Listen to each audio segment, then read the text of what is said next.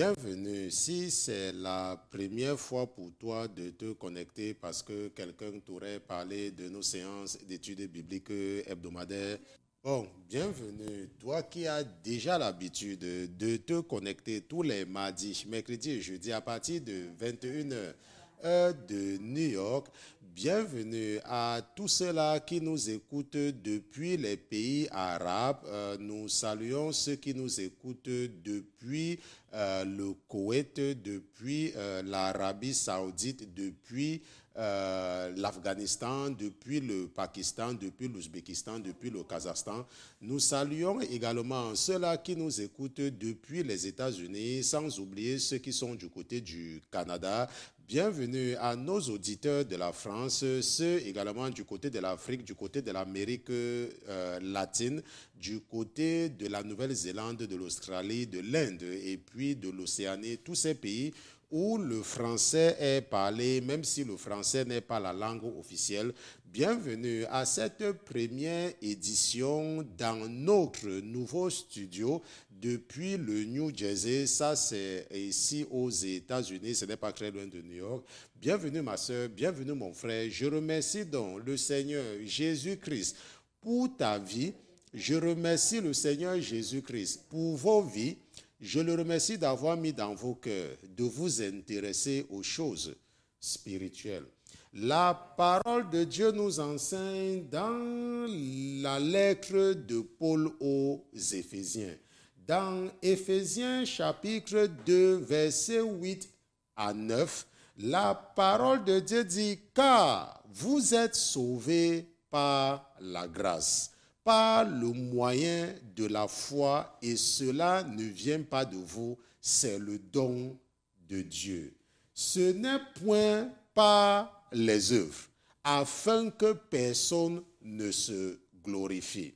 La parole de Dieu dit qu'il n'y a rien que tu puisses faire pour mériter le paradis. La parole de Dieu dit que même le fait de croire en Jésus ne dépend pas de toi parce que c'est Dieu qui l'a voulu. La parole de Dieu dit que ce n'est aucun sacrement qui va te faire mériter le paradis. La parole de Dieu dit que la raison c'est que ton cœur ne se gonfle pas d'orgueil, mais que tu saches que ton Dieu t'a seulement aimé pour t'éviter l'enfer. Je ne sais pas comment l'ennemi a réussi à te faire aligner le sacrement du baptême, de la première communion, de la confirmation, des malades et de ceci ou de cela, croyant que c'est ça qui va t'amener au paradis.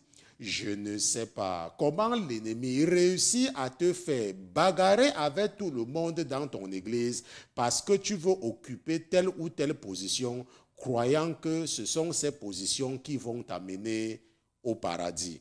Je ne sais pas comment l'ennemi réussit à te faire que tu t'accroches sur le travail que tu fais et tu méprises tout le monde qui est autour de toi.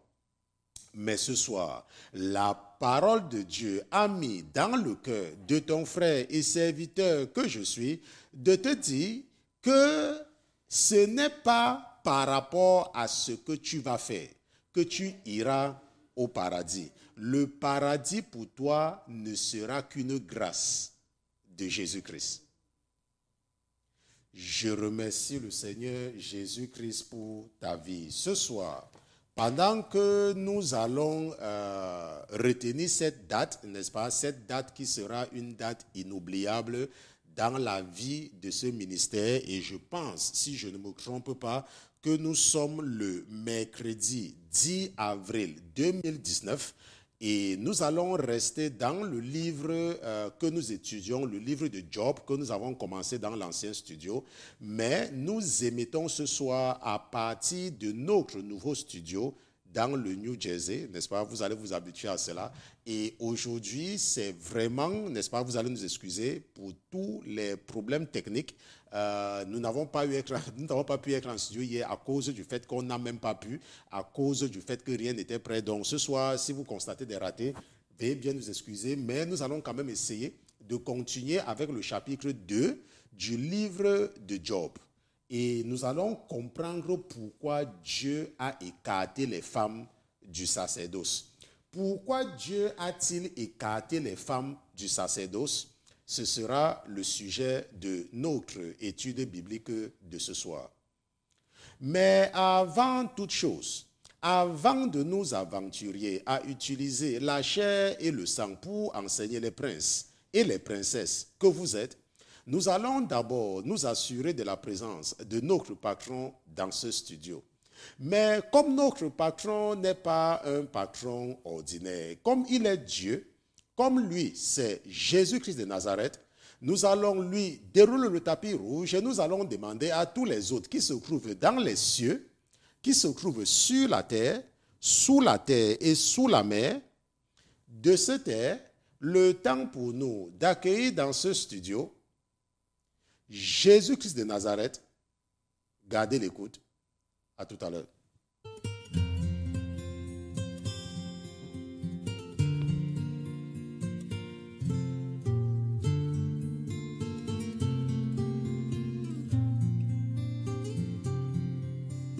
Les mots s'envolent, les vœux sont brisés et les promesses ne sont point tenues.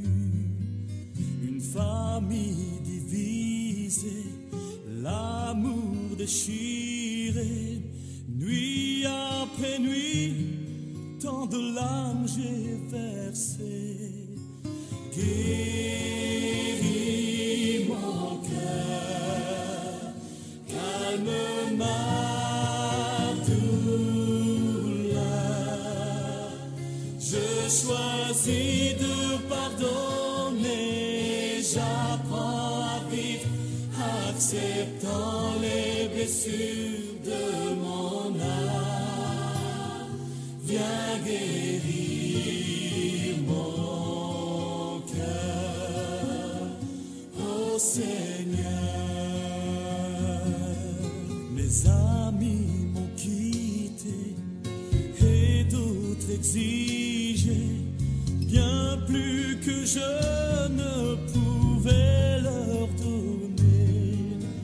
Mon cœur est meurtri, ma confiance trahie. Nuit après nuit, je me demande pourquoi. Guéris mon cœur, calme ma douleur. Seigneur Jésus, nous voici une fois de plus en la présence du Dieu de la deuxième chance. Nous voici en la présence du Créateur des cieux et de la terre. Nous voici une fois de plus en ta présence, Papa. Nous voici de retour avec du retard et nous nous excusons, Papa.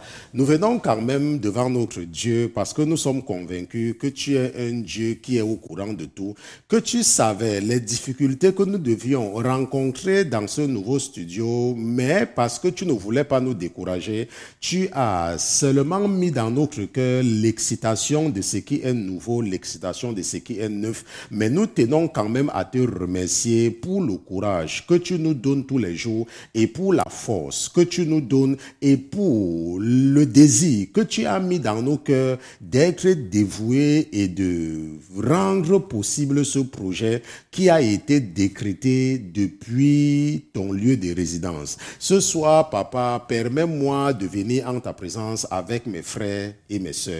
Permets-moi de venir en ta présence, Papa, avec mon équipe. Tout cela que tu as mis pour m'aider dans cette tâche phénoménale, Père éternel, ce que tu as montré à ton serviteur il y a de cela quelques années, tu l'accomplis de façon progressive, comme tu décides même d'ailleurs, ta signature dans nos vies. Parce que nous ne naissons pas comme des adultes, nous naissons tous comme des bébés et nous passons par l'étape de l'enfance et par l'étape de l'adolescence avant d'atteindre l'étape adulte. Et nous savons, Père éternel, que conformément à ta parole que tu as prononcée par la bouche de ton serviteur Paul, que tu te manifestes à nous par tout ce qui nous entoure, nous savons que ton œuvre suit et reste conforme à la signature que tu nous montres même dans l'éducation de nos enfants. Père éternel, tu as suscité ce ministère pour la communauté francophone mondiale. Et parce que tu as suscité ce ministère, papa, je prie que tu aies toujours un regard favorable sur mon troupeau, pas parce qu'ils sont justes, mais seulement parce que tu voudrais récompenser ton serviteur, afin que le jour qu'il se tiendra devant toi, qu'il ait la joie et le bonheur de dire que, Père, de tout ce que tu m'as confié, je n'ai perdu aucun. C'est pour cela, papa, que je prie que l'esprit que tu as déposé en eux les rappelle à chaque instant la parole que tu avais déclarée dans les oreilles de Caïn. À Caïn, tu avais dit que le péché est couché à la porte, mais qu'il doit dominer sur le péché. Papa, rappelle tous les jours à tous mes frères et mes sœurs que tu m'as confiés cette même parole, afin qu'ils soient conscients des dangers du péché, afin qu'ils soient conscients des dangers de la colère, et afin qu'ils soient conscients des dangers de la désobéissance, afin qu'ils soient conscients des dangers du blasphème. Papa, ta parole nous a confirmé dans le livre que nous étudions que la colère ne doit pas nous pousser à blasphémer ton nom. Je te dis merci, Éternel des armées, pour la présence de tes anges dans ce studio et ta présence. Je te dis également merci surtout pour l'esprit de la révélation, parce que sans la révélation, nous marchons comme des aveugles, mais avec la révélation, nous avons l'assurance que tu es présent et que c'est ton esprit qui nous guide dans tout ce que nous faisons. Nous te disons merci pour ta fidélité au nom de Jésus-Christ, ton serviteur et tes enfants. D'une seule voix, nous te disons Amen, amen, amen, amen, amen.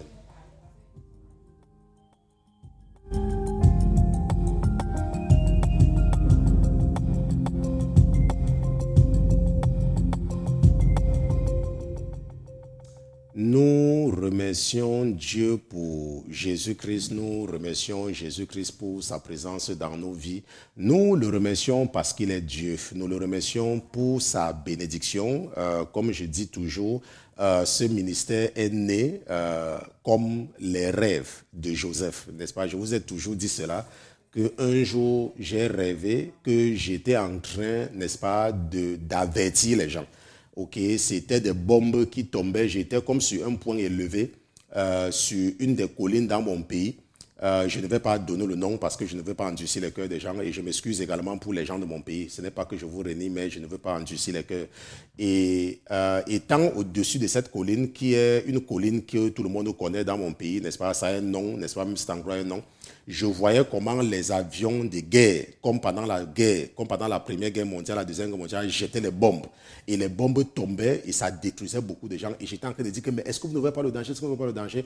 Et je vous ai dit que c'est comme cela que j'ai commencé donc à parler. Et à un moment donné, je me suis rendu compte qu'il y avait des gens, n'est-ce pas, qui répétaient, n'est-ce pas, qui étaient en train d'avertir les gens. Et je ne savais pas. Je leur ai demandé que, mais attends, vous faites pourquoi? Il dit que, mais c'est toi qu'on suit. Et par la suite, donc, le Seigneur m'avait montré comment j'avais commencé quelque chose. Et quand j'ai commencé cette chose-là, j'ai laissé cette chose un peu et j'ai commencé à faire quelque chose d'autre.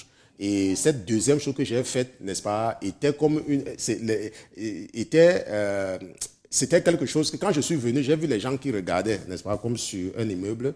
Et pendant qu'ils regardaient, je leur ai demandé mais qu'est-ce que vous regardez, n'est-ce pas? C'était comme ils regardaient un écran de télévision. Comme si vous êtes à New York, vous savez, il y a les écrans géants. Et ils regardaient ça, c'était sur l'un des immeubles les plus grands de New York. Et une ou deux personnes, je me rappelle plus très bien, ça doit être une femme et un homme ou quelques personnes sont retournées. Ils disent que mais c'est toi, n'est-ce pas? C'est toi. Ils disent que mais c'est moi qui ai fait ça. Et pendant que moi je regardais, n'est-ce pas? Moi je ne voyais pas ce qu'ils voyaient. Moi je voyais, n'est-ce pas? Quelqu'un qui était très grand, n'est-ce pas? Était assis sur un trône. Je ne pouvais pas voir son visage, n'est-ce pas? Ce ne sont que ses pieds, n'est-ce pas, que je voyais. Et j'avais su que j'étais en la présence, n'est-ce pas, du Dieu de l'univers. Et ce n'est que ça que moi je voyais. Mais eux, ils ne voyaient pas ça. Eux, ils voyaient plutôt l'écran. Et c'est à partir de là, n'est-ce pas, que j'ai commencé, que j'ai ressenti le désir de commencer avec, n'est-ce pas, le ministère. Et lorsque j'ai constaté que beaucoup de personnes regardaient, je vous dis beaucoup, les blancs, les noirs, beaucoup de gens regardaient vraiment. Et j'ai donc commencé à crier, n'est-ce pas, que allez dire, n'est-ce pas, dans mon pays, que l'enfant que vous avez négligé est devenu l'une des personnes les plus importantes aux États-Unis. N'est-ce pas, l'enfant que vous avez négligé et que vous n'avez pas pris soin de lui. Lui, il a quitté et il est maintenant aux États-Unis pour faire le bonheur, n'est-ce pas, et le plaisir d'un autre pays. Et c'est ce que j'ai crié et c'est comme ça que le rêve est fini. N'est-ce pas, la Bible nous dit que Joseph avait eu des rêves. Parmi les rêves de Joseph, la Bible dit que Il a dit qu'il avait vu des gerbes et il y avait une gerbe au milieu et toutes les autres gerbes, n'est-ce pas, se courbaient, n'est-ce pas, devant sa gerbe. Et un autre rêve, il dit que, n'est-ce pas, il y avait les étoiles, n'est-ce pas, et son étoile brillait plus que les autres. Et son père s'est même fâché, que ça veut dire que quoi? Que ça veut dire que moi également je vais venir. Mais nous savons que si les frères de Joseph ne l'avaient pas vendu, n'est-ce pas, Joseph ne devait jamais accomplir ses rêves. On se comprend? Si les frères de Joseph ne l'avaient pas vendu, les rêves de Joseph devaient mourir. On se comprend? Parce que la Bible nous dit que que Joseph était l'enfant le plus aimé de Jacob. Pourquoi? Parce que c'était le premier fils de Rachel qui l'aimait. C'est ce que la Bible dit. Et à cause de l'amour de Jacob pour Joseph, Jacob va même faire, n'est-ce pas, une tunique de plusieurs couleurs pour Joseph qui va susciter la jalousie de ses frères.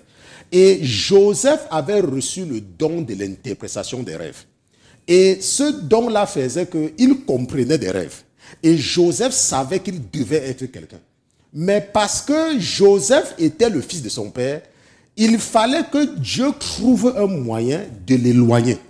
Et c'est pour cela qu'il avait mis dans le cœur des frères de Joseph de le détester et de le vendre. On se comprend? Et la Bible nous dit même d'ailleurs, et ça c'est une révélation, n'est-ce pas, que le Seigneur nous a faite le mois passé, que lorsque Jacob avait demandé à Joseph d'aller chercher ses frères, pour voir, parce qu'il voulait, n'est-ce pas, qu'ils partent prendre de leurs nouvelles, la Bible nous dit que Joseph avait rencontré quelqu'un. Pendant qu'il cherchait ses frères, il avait rencontré quelqu'un, et c'est ce quelqu'un-là qui lui avait dit que ses frères sont, si c'est à Dothan ou quelque part, c'est ce quelqu'un. Et le Seigneur a attiré notre attention sur ce quelqu'un-là. N'est-ce pas? Est-ce que tu t'es intéressé à la personne qui avait dit à Joseph où se trouvaient ses frères? Et lorsque je posais de plus près la question, n'est-ce pas, à l'Esprit, n'est-ce pas, l'Esprit m'a dit que dans la réalité, c'est l'ange de l'Éternel lui-même qui avait guidé Joseph vers ses frères. Et nous savons que c'est ce jour-là que ses frères, n'est-ce pas, l'ont mis dans un trou et ont fini par le vendre. Et nous savons également que c'est parce que Joseph a été rejeté par ses frères, il a été vendu par ses frères, n'est-ce pas, qu'il est devenu ce que Dieu avait voulu qu'il soit, qu'il est devenu cette étoile qui brillait parmi toutes les étoiles, qu'il est devenu cette gerbe, où que ses frères sont venus, n'est-ce pas, s'agenouiller devant lui. Donc parfois, lorsque Dieu nous donne un rêve, ok, et Dieu m'a donné un rêve, et Dieu a mis dans mon cœur d'établir ce ministère. Et lorsqu'il a mis dans mon cœur d'établir ce ministère, il l'a confirmé, n'est-ce pas, par le prophète, quand il a dit, il aura son ministère à lui. Il aura son ministère à lui. Et, n'est-ce pas, avec, n'est-ce pas, tout ce qui s'est passé, il est temps, je vous dis seulement cela pour vous amener à comprendre que lorsque Dieu dépose quelque chose dans ton cœur, il trouve également le moyen d'accomplir ce qu'il a déposé dans ton cœur. Okay? Et je pense qu'il est temps, n'est-ce pas, que nous faisons quelque chose de grand. Et il a également touché vos cœurs, parce que vous êtes nombreux, n'est-ce pas, qui contribuez et qui aidaient vraiment à l'établissement de ceci. Et c'est beaucoup de dépenses. Ça, je dois vous le dire. Okay? C'est beaucoup d'investissements. Nous aurons l'occasion de faire le tour, n'est-ce pas? Je vais vous montrer un jour, parce que l'Esprit n'a pas permis de faire ça maintenant. Mais un jour, j'aurai l'occasion de vous montrer, n'est-ce pas, notre nouveau studio. Et vous allez voir, n'est-ce pas, comment c'est grand. Et vous allez également voir, pour le moment, nous n'avons rien changé, n'est-ce pas? Ce que nous utilisons maintenant, c'est ce que nous utilisions lorsque nous étions dans le petit studio de New York. Mais seulement que nous avons plus d'espace. Par exemple, mon épouse, n'est-ce pas, elle est plus loin là-bas, n'est-ce pas? Et là maintenant, n'est-ce pas, mon fils, il est dans l'autre salle, n'est-ce pas, l'autre salle technique. Et le frère Pierre, n'est-ce pas, est toujours là où il était avant. Et maintenant, nous allons donner l'occasion à certaines personnes qui veulent assister à ces enregistrements en direct, n'est-ce pas, de venir, n'est-ce pas. Si tu vis dans le New Jersey ou si tu es aux États-Unis, n'est-ce pas, tu peux venir, n'est-ce pas, quand nous sommes en studio en direct pour écouter cet enseignement en direct, n'est-ce pas. Nous allons donner l'occasion, n'est-ce pas, à ces gens-là. Et nous allons également, comme je vous l'ai dit, n'est-ce pas, nous allons également entrer en contact avec d'autres pasteurs francophones pour, n'est-ce pas, la variété des émissions. Peut-être également les émissions pour les enfants. Pourquoi pas? Parce que nous avons maintenant beaucoup plus d'espace. Donc, je remercie le Seigneur, mais je pense que je vais maintenant me consacrer entièrement, n'est-ce pas, à ce ministère. Okay? Pendant des années, j'étais entre deux ministères. Okay? J'étais entre mon église locale et ce ministère francophone, mais dorénavant, je serai seulement concentré sur la communauté francophone. Okay? Je vais me consacrer à 100% seulement sur la communauté francophone. Et même si je dois aller dans une église, n'est-ce pas, ça ne sera pas pour des responsabilités. En moins que je sais, parce que je ressens ça dans mon esprit, n'est-ce pas, le Seigneur voudrait également que nous commencions quelque chose.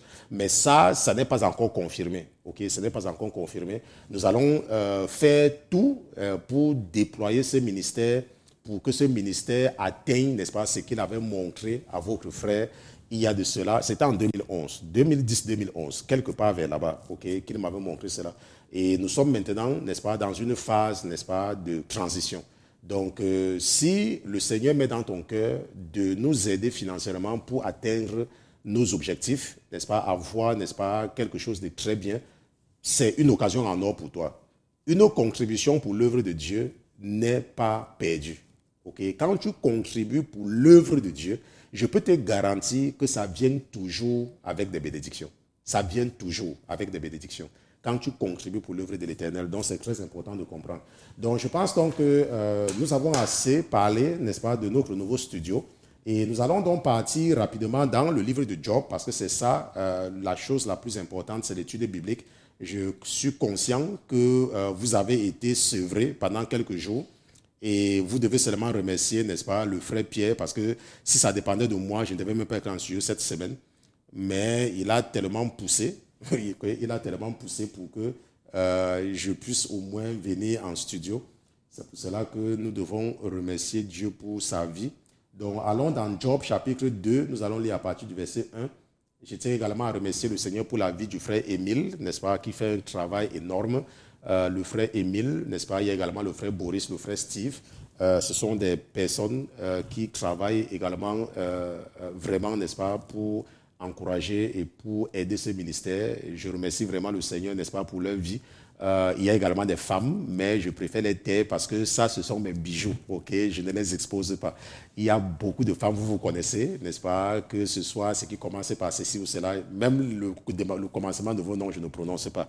Mais vous devez savoir que c'est mon devoir en tant que votre grand frère de vous préserver. Et je préfère protéger toutes les femmes qui travaillent pour moi, qui m'aident, n'est-ce pas, dans ce travail-ci, n'est-ce pas? Il y a une en France, il y a quelques-unes ici aux États-Unis, ok, et ce sont des personnes, n'est-ce pas, qui travaillent, qui aident vraiment ce ministère, que ce soit dans l'intercession ou que ce soit également sur le plan financier. Je tiens également à remercier le Seigneur pour la vie, n'est-ce pas, de l'une de vos sœurs, n'est-ce pas, qui est également une cheville ouvrière, n'est-ce pas, financière de ce ministère, et je bénis vraiment le Seigneur pour sa vie. Et je sais, n'est-ce pas, que Dieu va faire quelque chose dans la vie de ses enfants. C'est d'ailleurs une femme qui aime beaucoup le Seigneur. Et le Seigneur, d'une façon ou d'une autre, a mis dans son cœur de soutenir ce ministère financièrement. Et c'est quelque chose, n'est-ce pas, qu'il faut reconnaître. Sans négliger, n'est-ce pas, vous autres qui, par vos encouragements, n'est-ce pas, par vos messages, nous encouragent. Maintenant, il tient également à signaler que lorsque vous avez des questions, vous êtes libre de m'écrire, ok? Mais ne m'écrivez pas pour me poser des questions stupides. Je ne réponds pas aux questions stupides, ok? Je réponds aux questions des gens qui veulent connaître. Il ne faut pas me poser des questions comme, n'est-ce pas, des questions des gens qui connaissent. Ça ne m'intéresse pas. Quand je reçois ce genre de questions, je ne réponds même pas, parce que je n'ai même pas le temps pour ça. Je n'ai même pas le temps pour rester avec ma femme. Donc, combien de fois perdre le temps pour répondre aux questions qui n'édifient pas? On se comprend. Donc, nous partons dans Job chapitre 2, nous lisons à partir du verset 1. La Bible dit que, oh, il arriva un jour que les fils de Dieu, je ne sais pas si mon épouse a ça devant elle, ok. Or, il arriva un jour que les fils de Dieu, étant venus se présenter devant l'Éternel, Satan vint aussi au milieu d'eux se présenter devant l'Éternel.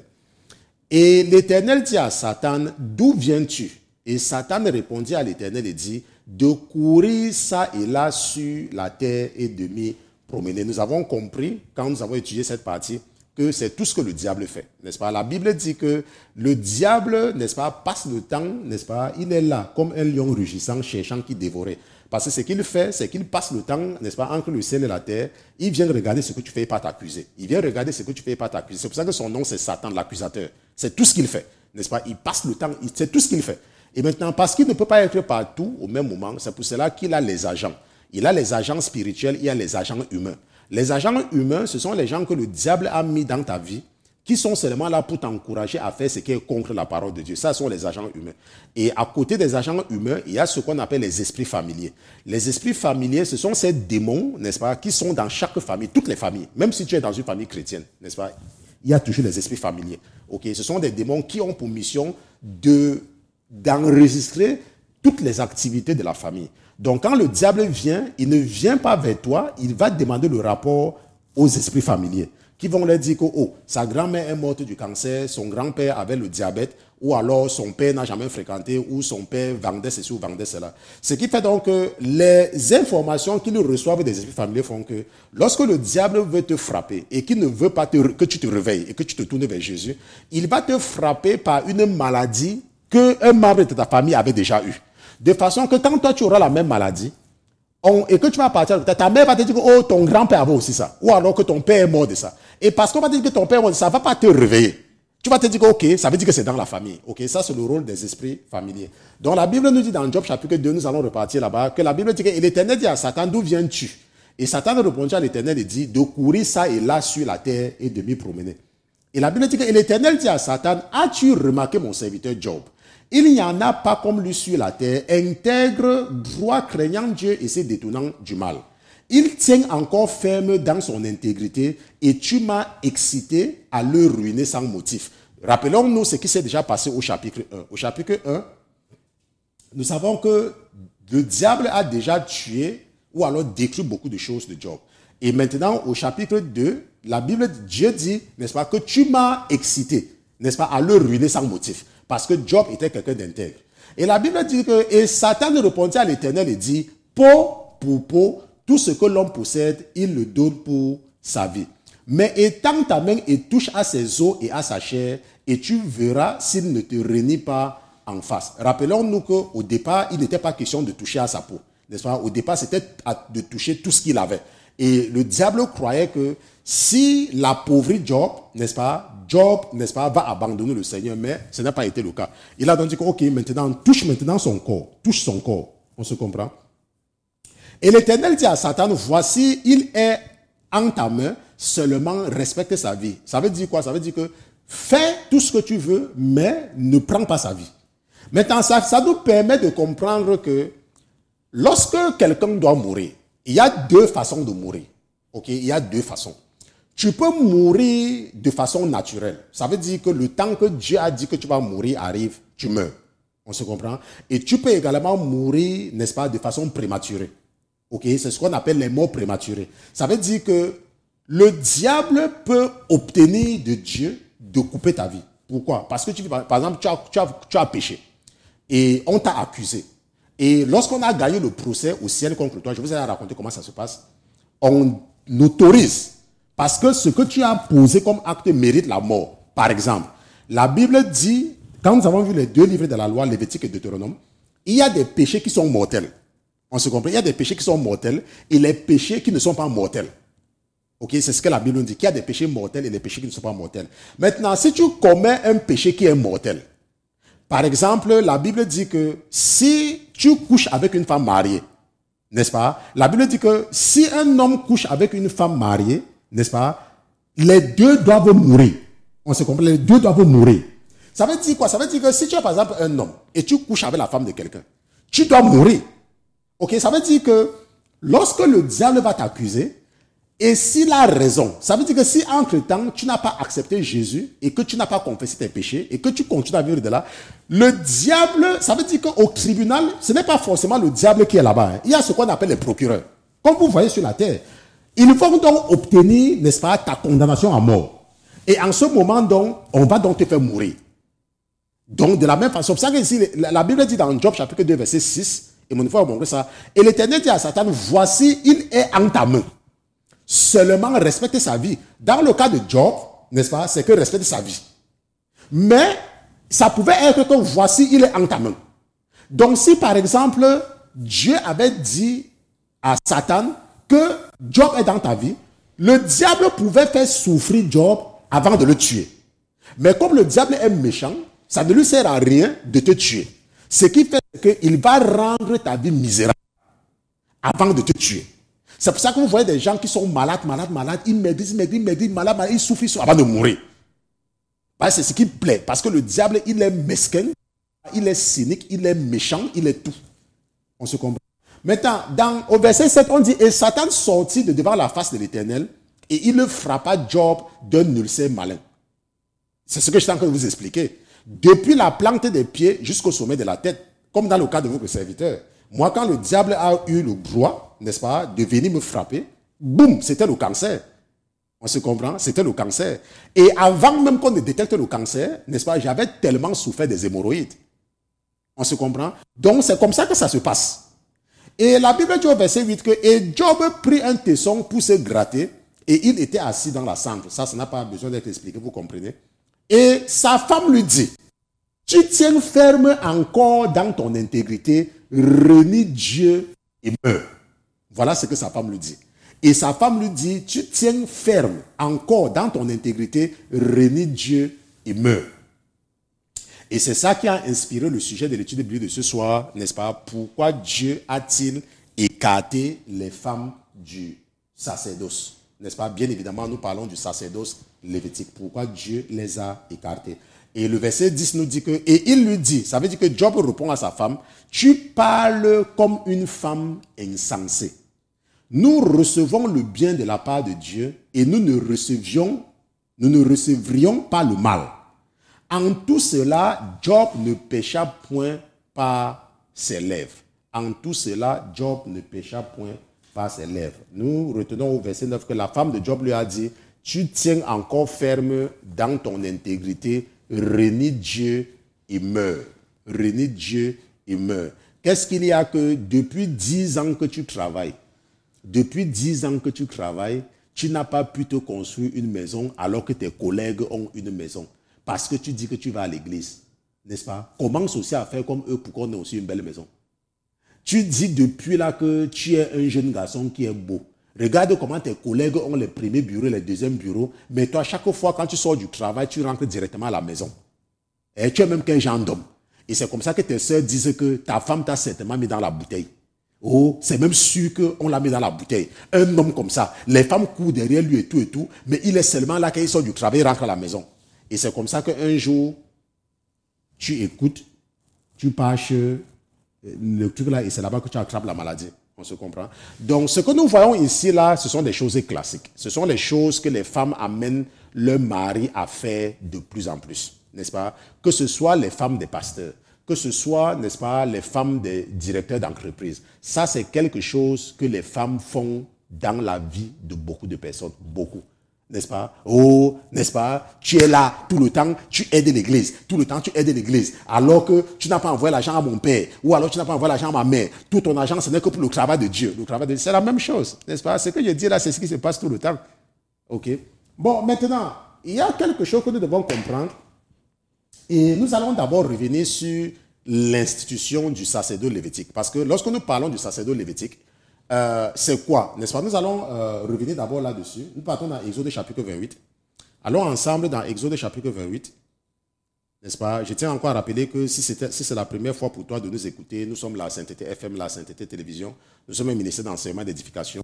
Nous retrouvons 3 fois par semaine, mardi, mercredi, jeudi, à partir de 21h de New York, n'est-ce pas? Nous nous retrouvons pour des séances d'études bibliques, pas pour des sermons. Si tu as une question à poser au pasteur Christian parce que tu écoutes quelque chose que tu n'as pas compris, tu peux m'écrire directement à pasteur Christian, n'est-ce pas? Pasteur Christian à lasainteté.com, n'est-ce pas? @lasainteté.com. Ou alors, si tu as une question d'ordre général, peut-être que tu veux nous aider, tu veux faire partie de ce ministère sur le plan technique, ou alors tu veux contribuer financièrement, écris-nous à contact, n'est-ce pas? Comme contacter à lasainteté.com. Et nous allons, n'est-ce pas, te répondre. Donc, nous sommes dans Exode chapitre 28. Nous lisons à partir du verset 1. N'est-ce pas? La Bible dit dans Exode chapitre 28, verset 1 que « Fais aussi approcher de toi d'entre les enfants d'Israël Aaron, ton frère, avec ses fils. » Fais aussi approcher de toi d'entre les enfants d'Israël Aaron, ton frère, avec ses fils, pour exercer devant moi la sacrificature. Aaron, Nadab et Abihu, Éléazar et Itamar, fils d'Aaron. Fils d'Aaron. Et la Bible dit que « Et tu feras à Aaron ton frère des vêtements sacrés pour sa gloire et pour son ornement. Et tu parleras à tous ceux qui sont intelligents que j'ai remplis d'un esprit de sagesse, et ils le feront les vêtements d'Aaron pour le consacrer, pour qu'il exerce la sacrificature devant moi. Ok? Donc ça, c'est ce qu'on appelle l'institution du sacerdoce lévitique. Lorsque les enfants d'Israël étaient encore dans le désert, ça c'est ce que Dieu avait dit à Moïse. Il avait dit à Moïse, fais approcher de toi d'entre les enfants d'Israël Aaron ton frère avec ses fils. Avec ses fils, ok? Pas avec ses enfants, pas avec ses filles, avec ses fils. Ok, ça c'est le sacerdoce. Et ce sont eux que Dieu a dit qu'ils viennent devant moi. Ils vont exercer cette sacrificature-là. Et nous savons également dans Nombre chapitre, si nous partons dans Nombre chapitre 18, n'est-ce pas? Dieu précise encore dans Nombre chapitre 18, nous allons à partir du verset 1. La Bible dit dans Nombre chapitre 18 à partir du verset 1 que alors l'Éternel dit à Aaron, toi et tes fils, et la maison de ton père avec toi, vous porterez l'iniquité du sanctuaire. Et toi et tes fils, avec toi, vous porterez l'iniquité de votre sacerdoce. Et la Bible dit au verset 2 que fais aussi approcher avec toi tes frères, la tribu de Lévi, la tribu de ton père, qu'ils se joignent à toi et qu'ils te servent. Et toi et tes fils avec toi, vous serez devant le tabernacle du témoignage. Ils observeront ce que tu leur ordonneras. Et ce qui concerne tout le tabernacle, seulement ils n'approcheront point des objets sacrés, ni de l'autel, de peur qu'ils ne meurent et vous avec eux. Ils te seront donc adjoints. Mais rappelle-toi, les autres peuvent aider. Ok, et je tiens encore à préciser parce que c'est ce que le Seigneur, n'est-ce pas, mon esprit a mis dans mon cœur. Ok, c'est un peu comme là où je suis assis là, ici là où je suis assis. Ok, là où je suis assis ici là. Ok, ça c'est un siège sacré. On se comprend? Ce siège-ci là, c'est un siège sacré. Parce qu'en ce moment là où nous sommes ici, n'est-ce pas, ils sont là, ils sont nombreux ici. Ok, et leur présence, depuis que nous sommes venus dans cette maison, leur présence est permanente. Ok, ce n'est pas qu'elle n'était pas la même chose à New York, mais ici, leur présence est permanente et beaucoup plus rapprochée. Et le siège ici, là, c'est un siège sacré. Ok, et personne n'est autorisé à s'asseoir sur le siège ici. Ok, ça, c'est très important de comprendre. Maintenant, et ce que la Bible dit, c'est que les fils de Aaron peuvent s'approcher. Ok, mon époux va vous montrer cela. Mon épouse, retournons au verset, on dit que seulement ils n'approcheront point des objets sacrés, ni de l'autel. N'est-ce pas? Les autres, n'est-ce pas? Les frères, n'est-ce pas? De la famille de Lévi. On dit qu'ils ne doivent pas approcher. Ça veut dire qu'il n'y a que certains qui peuvent s'approcher. Ok? Qui peuvent s'approcher. Maintenant, je suis en train de chercher ma souris. Ma souris est en train de partir. Je ne sais pas pourquoi ma souris part. Parce qu'il y a quelque chose qui veut partir. Ok? Allez. Bon, maintenant, la Bible dit qu'ils te seront adjoints. Et le verset 5 dit, et vous observerez ce qui concerne le sanctuaire et l'autel, afin qu'il n'y ait plus d'indignation contre les enfants d'Israël. Quant à moi, voici, j'ai pris vos frères, les Lévites, du milieu des enfants d'Israël. Ils vous sont donnés en don pour l'Éternel pour faire le service du tabernacle d'assignation. Mais toi et tes fils avec toi, vous vous acquitterez avec soin de votre sacerdoce, en tout ce qui concerne l'autel et ce qui est en dedans du voile. Et vous y ferez le service. Je vous donne le sacerdoce en office de pudeur. Et l'étranger qui en approchera sera puni de mort. On se comprend? Et l'étranger qui en approchera sera puni de mort. Premièrement, nous avons vu que le sacerdoce a été donné au fils d'Aaron. Et la Bible dit que tout étranger qui va s'approcher de cela va mourir. Par exemple, nous prenons par exemple les femmes qui osent exercer la sacrificature. Celles-là, leur place est en enfer. On se voit, leur place, c'est automatiquement en enfer. Et Dieu peut les attaquer. Je me rappelle, il y a une femme, je pense que mon épouse va la connaître, qui est morte, je ne sais pas si c'est l'année dernière. N'est-ce pas? On m'a dit qu'elle était une femme pasteur, quelque chose comme ça. C'était l'année dernière ou l'année surpassée. N'est-ce pas? Donc, lorsque tu fais quelque chose, ce n'est pas parce que tu fais rien ne t'arrive. Ok? Le diable n'est pas souvent pressé pour te frapper. Il peut te frapper à tout moment. Mais parfois, il t'encourage, ok, il t'encourage parce qu'il veut que tu tires également d'autres personnes en enfer avec toi. On se comprend? Donc ça, c'est très important, n'est-ce pas, de comprendre. Bon, maintenant, il y a des gens parfois qui disent que c'est l'Ancien Testament. Ok. Lorsque nous parlons du sacerdoce lévitique, rappelez-vous, nous sommes en train de comprendre pourquoi Dieu a écarté les femmes du sacerdoce. Ok. Nous allons comprendre tout à l'heure. Nous sommes seulement en train d'établir, n'est-ce pas, les fondations. Et il y a des gens parfois qui disent que ça, c'est l'Ancien Testament. Et que le Nouveau Testament, il n'y a ni homme ni femme, ou les choses comme ça. Nous allons repartir dans le Nouveau Testament. Et nous allons partir dans 1 Corinthiens chapitre 14. Allons un peu dans 1 Corinthiens chapitre 14. Et nous allons lire quelque chose là-bas. Lisons à partir du verset 33. Ok, 1 Corinthiens chapitre 14. Nous lisons à partir du verset 33. N'est-ce pas? La Bible dit que car Dieu n'est point pour la confusion, mais pour la paix, comme on le voit dans toutes les églises des saints. Et la Bible dit que vos femmes se taisent dans les églises. Ça, c'est la Bible. Ça, c'est le Nouveau Testament. Parce qu'il y a des gens parfois qui disent que oh, nous sommes dans la dispensation de la grâce. La dispensation vient d'où? La dispensation où nous nous trouvons, qui est la dispensation des gentils, c'est à la base de la parole de Dieu. Parce que je vous ai montré, lorsque nous avons étudié la dispensation des gentils, que Dieu a dit qu'il va susciter la jalousie des enfants d'Israël parce qu'ils ont suscité la jalousie. Et qu'il va, n'est-ce pas, parler à un peuple qui n'était même pas un peuple. Et c'est pour cela que Dieu, n'est-ce pas, nous a dispensé de beaucoup de choses. Mais cette dispensation doit toujours demeurer biblique. Ça veut dire quoi? Tu ne peux pas me dire que tu es dans une dispensation qui va contre la parole de Dieu. On se comprend? Ce n'est pas possible. Puisque la Bible dit clairement dans 1 Corinthiens chapitre 14, verset 34 que vos femmes se taisent dans les églises parce qu'il ne leur est pas permis d'y parler. Et qu'elles soient soumises comme la loi le dit aussi. Nous allons voir cette loi-là. Et cette loi va nous permettre de comprendre, n'est-ce pas, ce que nous sommes en train d'étudier ce soir. Quelle est la loi? La loi qu'il est question. Et la Bible dit au verset 35 que si elles veulent s'instruire sur quelque chose, qu'elles interrogent leur mari à la maison, car il n'est pas bien séant aux femmes de parler dans l'église. Il n'est pas bien séant aux femmes de parler dans l'église. Ça, c'est la parole de Dieu. Je ne sais pas ce que... Attends, continuons d'abord avant de revenir là-dessus. Et la Bible dit que est-ce de vous que la parole de Dieu est venue ou n'est-elle parvenue qu'à vous seul? Si quelqu'un croit être prophète ou inspiré, qu'il reconnaisse que les choses que je vous écris sont des commandements du Seigneur. Si quelqu'un croit être prophète ou inspiré, qu'il reconnaisse que les choses que je vous écris sont des commandements du Seigneur.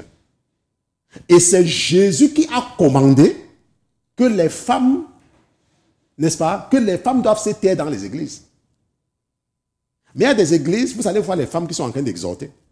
Elles sont en train de prêcher. Et lorsque tu leur dis que ce n'est pas biblique, ils commencent à t'attaquer ou bien à te raconter des conneries.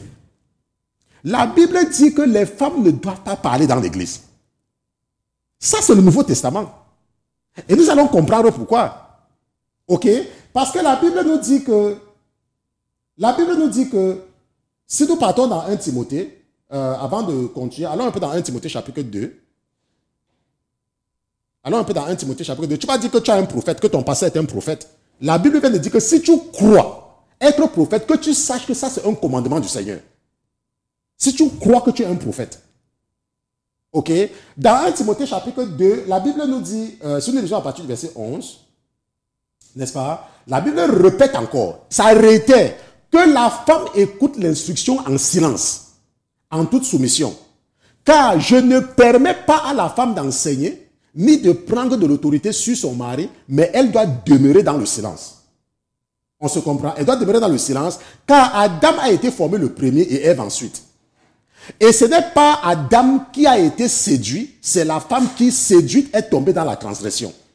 Toutefois, elle sera sauvée en devenant mère, si elle persévère avec modestie, dans la foi, la charité et la sainteté.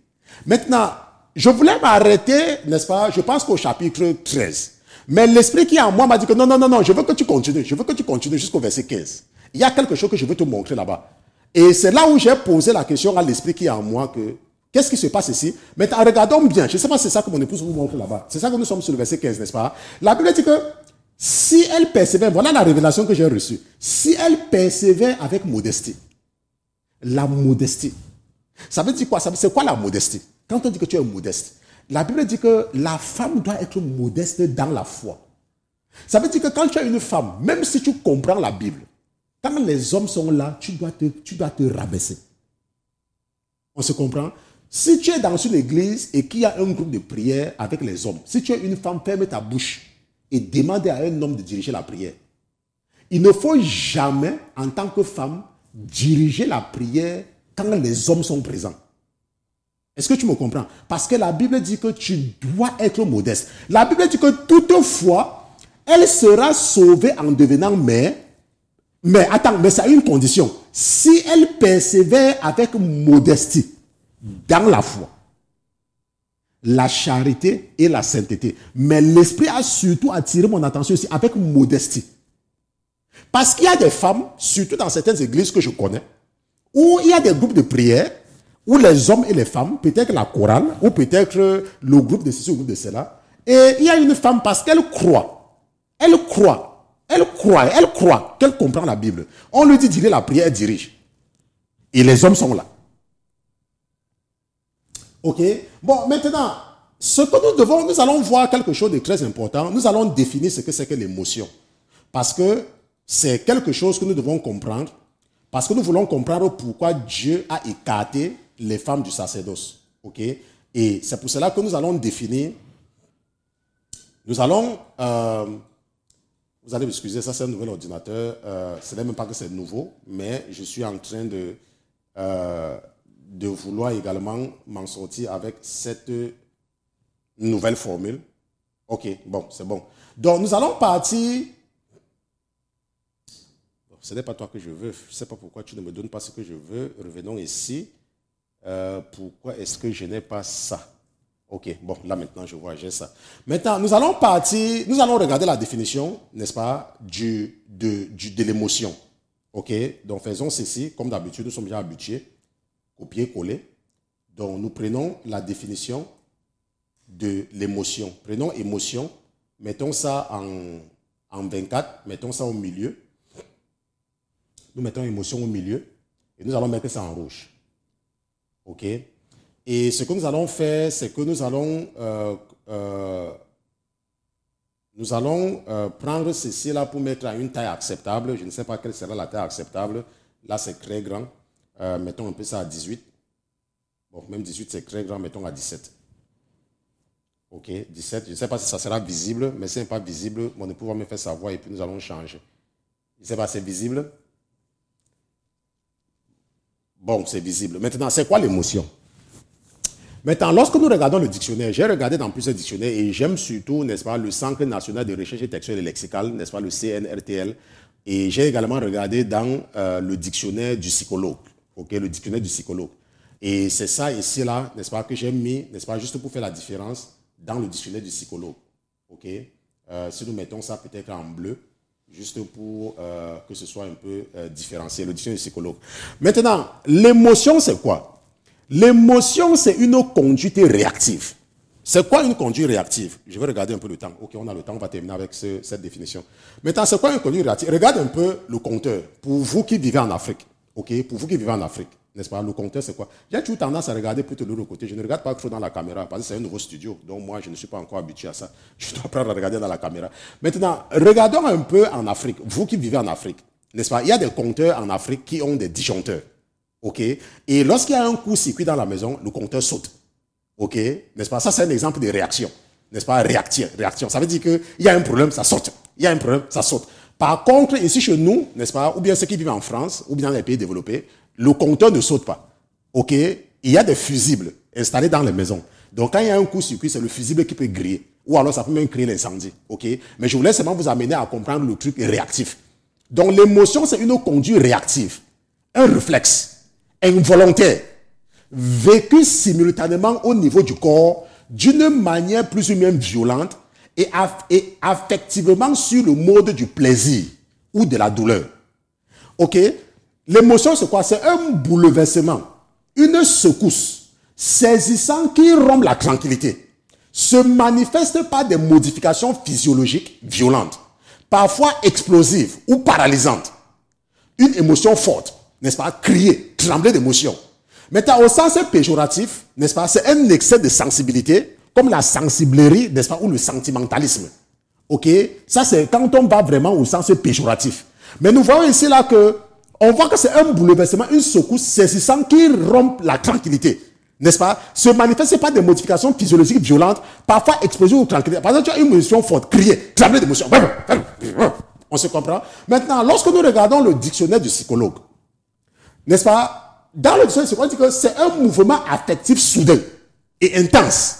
N'est-ce pas? Un mouvement affectif soudain et intense, entraînant un débordement temporaire du contrôle réflexif, sous l'effet, n'est-ce pas, d'une stimulation du milieu. Regardez ici là que le dictionnaire du psychologue précise que c'est sous l'effet d'une stimulation du milieu. L'émotion comporte par exemple une expression subjective, la joie, la tristesse, la colère, la peur, etc. Une expression communicative, d'excitation ou d'inhibition, mimique, gestuelle, posture, des modifications neurovégétatives et endocriniennes. Maintenant, tu as l'occasion de t'arrêter ici quand tu es en train de suivre l'étude biblique, parce que c'est enregistré, ça sera disponible sur YouTube de toutes les façons. Ok. Maintenant, regardons un peu ici là que la Bible dit que l'émotion, n'est-ce pas, comporte une expérience subjective. N'est-ce pas? Subjectif, ça veut dire quoi? Ça veut dire que ce n'est pas objectif. C'est subjectif. Ça veut dire quoi? Ça veut dire que c'est fonction, n'est-ce pas, de l'état, de la joie, de la tristesse, de la colère, de la peur. Maintenant, tu vas peut-être dire que, mais, pasteur Christian, pourquoi est-ce que nous étudions la définition, pourquoi est-ce que nous insistons sur la définition de l'émotion? C'est très important de comprendre ceci. Pourquoi? Parce que les femmes par nature sont émotives. On se comprend? La femme par nature est émotive. La femme par nature n'agit pas de façon objective. La femme par nature agit de façon subjective et émotive. Par exemple, il suffit qu'une femme t'aime. Elle peut aller porter la maison de son mari pour venir te donner. Ok? Pourquoi? Parce que la femme, n'est-ce pas, est émotive. Il suffit que tu énerves la femme un peu comme ça. Là. Je dis tu l'énerves seulement un peu. Pour que tout ce qu'il y avait dans son cœur sur toi disparaisse.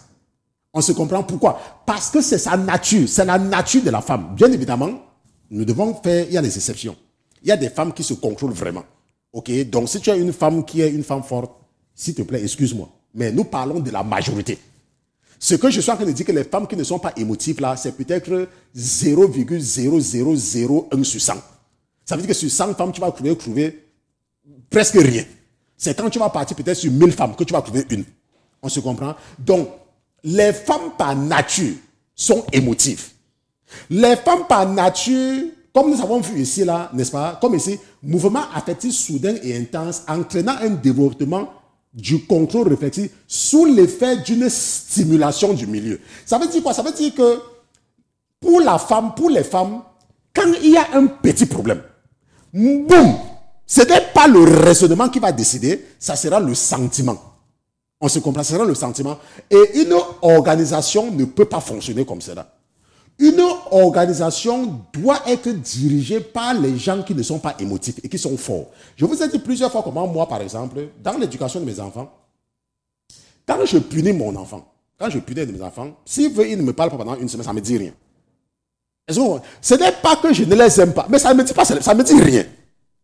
Est-ce que vous comprenez? De la même façon, n'est-ce pas, même quand j'étais dans mon église locale, quand je prends une décision, il y a les gens qui ne me parlent pas pendant des mois, ça ne me dit rien. Est-ce que vous comprenez? Parce que tu es objectif. Tu sais que ce que tu es en train de faire là, tu fais parce que tu veux obtenir un résultat. Et tu ne te soumets pas aux caprices, n'est-ce pas, des membres de l'église. Tu ne te soumets pas aux caprices. Parce que ce que tu veux faire a été calculé et c'est pour atteindre un objectif. Maintenant, mais lorsque tu as affaire aux gens qui sont émotifs, attendez, rappelez-vous que nous ne parlons pas, il n'y a pas seulement les femmes qui sont émotives. Il y a les hommes qui sont même pires que les femmes. Et moi, j'en connais, les hommes qui sont pires que les femmes. Ça veut dire quoi? Ça veut dire que tu prends une décision avec eux maintenant. Dès qu'il y a un petit problème, ils changent. Il y a les hommes comme ça, pire plus que les femmes. Et ces gens-là, quand vous les voyez, par exemple, dans leur famille ne marche pas. Pourquoi? Parce qu'ils décident aujourd'hui quelque chose, et demain, parce que leur soeur, ou bien les membres de leur famille, commencent à les attaquer, ils changent d'avis. Alors qu'il y a les hommes qui sont forts et courageux. Lorsqu'ils ont pris une décision, si vous voulez vous appeler, ils ne décrochent même pas le téléphone. Vous comprenez? Ça, ce sont les hommes qui sont forts. Bon, maintenant, rappelez-vous que nous avons lu quelque chose dans 1 Corinthiens chapitre 14. Retournons un peu là-bas. Retournons un peu dans 1 Corinthiens chapitre 14. Parce que nous avons lu quelque chose là-bas. Parce qu'on dit que comme le dit la loi. Ok, 1 Corinthiens chapitre 14. Je pense que c'était au verset 33. Ok, n'est pas comme le dit la loi. 34, n'est-ce pas? La Bible disait dans 1 Corinthiens chapitre 14, verset 34 que vos femmes se taisent dans les églises. Parce qu'il ne leur est pas permis d'y parler et qu'elles soient soumises comme la loi le dit aussi. Comme la loi. De quelle loi s'agit-il? Pourquoi est-ce que la Bible dit que comme la loi le dit? C'est quelle loi? Ok? Cette loi-là, nous allons voir cette loi, n'est-ce pas, dans le livre de la Genèse. Partons dans Genèse chapitre 3. Genèse chapitre 3. Nous allons lire le verset 16. Ok? Genèse chapitre 3, verset 16. Non, Genèse chapitre 3, je n'ai pas dit Genèse chapitre 16. Genèse chapitre 3, verset 16. N'est-ce pas? Voici cette loi ici. Et c'est une loi spirituelle. N'est-ce pas? Lorsque Dieu maudissait la femme. C'est une loi. Parce que quand on maudit, c'est une loi. Rappelez-vous, nous avons vu les lois. Ok? Il dit à la femme, j'augmenterai beaucoup ta peine et ta grossesse. Tu enfanteras des enfants avec douleur. Mais ce n'est pas ça qui nous intéresse. Voici la loi qu'il est question. Et tes désirs se tourneront vers ton mari. Et il le dominera sur toi. C'est une loi spirituelle. N'est-ce pas? La femme par nature. C'est pour ça que vous voyez, quand tu veux tromper une femme, promets-lui le mariage. C'est fini. Même la femme la plus éduquée, dès qu'elle entend le mot mariage, elle perd le contrôle. Pourquoi? Parce qu'il y a une loi spirituelle qui fait que la femme est soumise à l'homme. Ça veut dire que les désirs de la femme sont tournés vers son mari. C'est une loi. Lorsque Dieu a conçu la femme, c'est une punition. On se comprend? C'est pour ça que vous allez voir que les femmes, n'est-ce pas, sont parfois prêtes à tout pour conserver le mariage. Et le mariage pour la femme, c'est comme une fin en soi. Lorsqu'une femme n'est pas mariée, c'est comme si elle n'est pas une femme. Et c'est pour cela que vous voyez que tout ce que les femmes font, n'est-ce pas, les fonds de teint, les faux cheveux, les trucs, tout ce qu'elles font là et qui les envoie en enfer, c'est parce qu'elles veulent plaire aux hommes. Pourquoi? Parce que c'est une malédiction. C'est une loi spirituelle. Dieu les a maudits comme cela. La Bible dit que les désirs de la femme sont tournés vers son mari. Il suffit que le mari d'une femme lui prononce une mauvaise parole pour que sa journée se gâte. C'est une loi. Et c'est à cause de ça, n'est-ce pas, que Dieu ne veut pas que la femme prenne l'autorité dans une église parce que les femmes par nature sont émotives. On se comprend? Elles sont émotives. Dans le cas, par exemple, de la femme de Job, qu'est-ce que nous avons vu? La femme de Job était bien. Quand Job était riche, elle n'avait pas de problème. Mais quand Job a commencé à avoir les problèmes, qu'est-ce qu'elle a dit? Que maudit Dieu et meurt. Vous voyez pourquoi? Parce que c'est son émotion qui parle.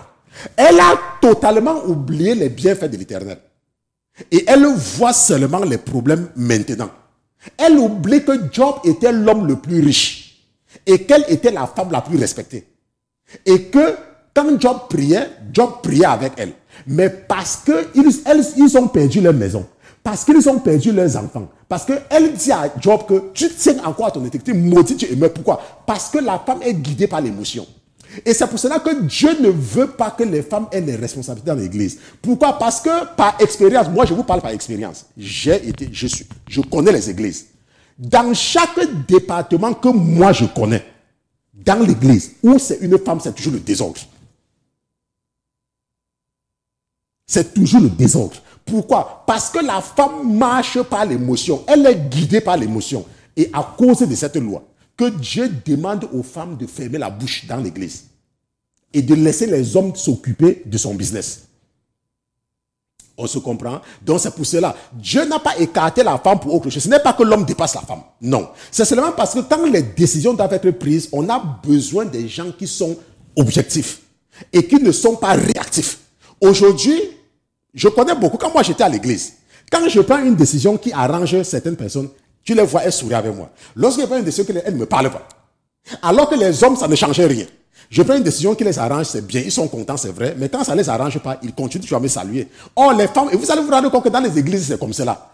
Dans les églises, vous allez vous rendre compte que les femmes sont les artisans de tous les problèmes dans l'église. Dans toutes les églises, les femmes sont à la base de tous les problèmes. Est-ce que vous comprenez? Et c'est pour ça que Dieu a dit que je veux qu'elles se taisent. Donc, si tu m'as écouté ce soir et que le diable est en train de vouloir t'encourager pour te faire atterrir là où il y a Michael Jackson, s'il te plaît, réécoute cet enseignement. Et la Bible nous a dit, et je vais terminer par cela, lorsque nous allons rentrer dans 1 Corinthiens, n'est-ce pas? 1 Corinthiens, parce que c'est là où il a attiré mon attention. 1 Corinthiens chapitre 14, et nous allons partir vers 1 Corinthiens chapitre 14, et il a dit au verset 38, n'est-ce pas? Que au verset 37, 1 Corinthiens chapitre 14, verset 37, si quelqu'un croit être prophète ou inspiré, qu'il reconnaisse que les choses que je vous ai écrites sont des commandements du Seigneur. Et il termine en disant que, et si quelqu'un veut l'ignorer, qu'il l'ignore. Si tu veux, tu écoutes ce que j'ai dit. Si tu veux, tu n'écoutes pas, c'est ton problème. La Bible dit que si quelqu'un veut l'ignorer, qu'il l'ignore. Et si quelqu'un croit être un prophète, j'insiste parce qu'il y a des gens qui se laissent tromper et qui atterrissent en enfer parce qu'ils se disent qu'ils connaissent un certain prophète. Et si le prophète dit quelque chose, ça veut dire que c'est vrai. Laisse-moi te dire. Je ne pars pas là-bas. N'est-ce pas? Nous sommes arrivés au terme de l'étude biblique de ce soir, n'est-ce pas? Si c'était la première fois pour toi de te connecter, nous sommes la Sainteté FM, la Sainteté Télévision. Nous ne sommes pas un ministère évangélique. Nous sommes un ministère d'enseignement et d'édification. Notre mission, c'est de nous adresser à ceux-là, n'est-ce pas, qui ont déjà une certaine relation avec Jésus-Christ, mais qui marchent encore dans les pièges de la ruse du diable. Et si tu es un bébé chrétien, nos enseignements vont te paraître du chinois et tu ne vas pas comprendre grand-chose. C'est pour ça que nous t'encourageons à aller te faire former par les évangélistes avant de venir nous écouter. Nous nous retrouvons 3 fois par semaine, mardi, mercredi, jeudi à partir de 21h de New York.